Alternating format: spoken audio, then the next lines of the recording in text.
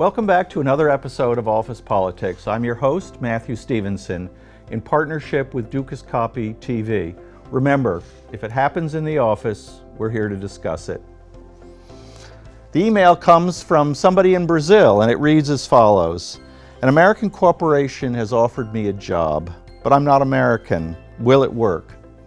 Well, I like the idea that somebody from Brazil is going to either work for an American company in Brazil, or maybe they're going to be offered a job in the United States. Not clear from the message, but let's address it either way. American companies are unique in this sense. They're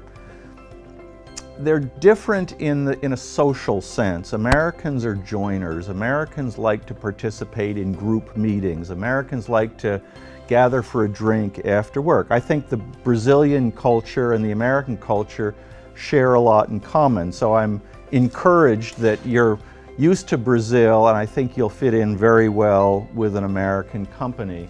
But the American companies aren't right for everybody. Some Europeans have a lot of problems with how Americans loosely construct their offices. Very often they're not very hierarchical. Junior people, mid-level people, and senior people all might vie for kind of ideas of how something should be run.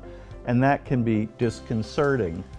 I think that the key in fitting in well with an American company, if you're not American, and take a deep breath, especially if you're from France or maybe Germany, is to always push your ideas in a way that is constructive, is dynamic, and is different. Americans like ideas, but they thrive on innovation, they thrive on creativity. So come to the office not with the mindset that you're a mid-level executive. Come to the office with the mindset that in your little space, you're the chairman of the board. I don't mean to say that you demand the limousine at lunchtime, but come to the office with the mindset that you're there to solve problems. Americans will appreciate it that you've addressed the issues at your level in a way that's both proactive is the cliche, and I don't mean to use cliches on office politics, but is in a way responsive to the problems at hand. And finally, I think that you have to come to the office, especially an American company, with a sense of yourself and a social sense, because it's going to be there.